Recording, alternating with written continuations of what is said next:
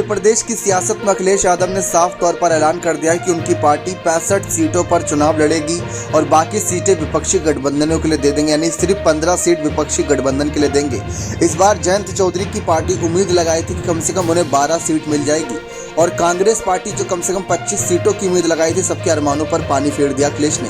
इसी सिलसिलेवार जयंत चौधरी पर सबकी नजरें रहेंगी कि जयंत चौधरी पहले ही बड़ी मुश्किल से इंडिया अलायंस में आए हैं, क्योंकि 3 बैठक हुई थी। पहली बैठक में जयंत चौधरी शामिल नहीं हुए थे, 2 बैठक में शामिल हुए थे, लेकिन इसके बाद आप सभी को याद ही होगा जब दिल्ली के विश्वास मत प्रस्ताव को लेकर तमाम बातें रखी जा रही थी, दिल्ली में जो बिल पास होना था उसको लेकर जब वोट किया गया था राज्यसभा में, तब जयंत चौधरी वहां मौजूद नहीं थे।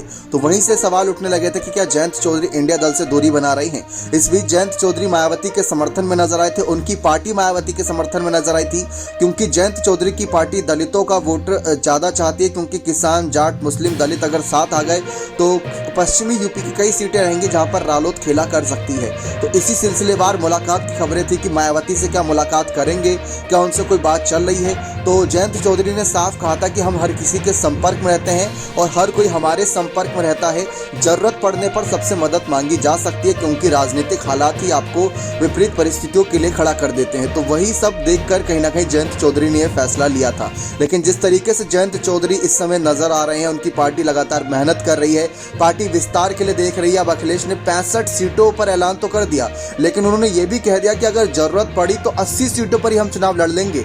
किसी से डरने की कोई बात नहीं, क्योंकि जिस तरीके से मध्य प्रदेश में कांग्रेस ने सीटें नहीं दी सपा को, अब वो गुस्सा अखिलेश उत्तर प्रदेश में निकालेंगे। 65 सीटों पर सपा ने तैयारी कर ली है, जरूरत पड़ने पर 80 सीटों पर चुनाव लड़ सकती है, ये उन्होंने साफ कर दिया है। लेकिन जयंत चौधरी कहां जाएंगे, किसका साथ थामेंगे, क्योंकि मायावती ने साफ कह रखा है कि अगर कोई दल इंडिया और एनडीए से अलग होकर हमारे समर्थन में आता है तो हम जरूर उसको समर्थन देंगे। आप अगर मध्य प्रदेश जाते हैं या छत्तीसगढ़ जाते हैं तो वहाँ मायावती ने गोंडवाना गणतंत्र पार्टी के साथ गठबंधन कर रखा है।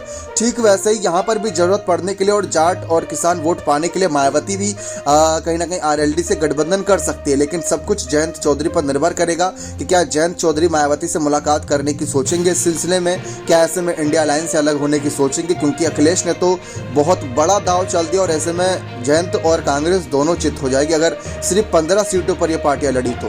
बने रहे चैनल के साथ, बहुत बहुत धन्यवाद।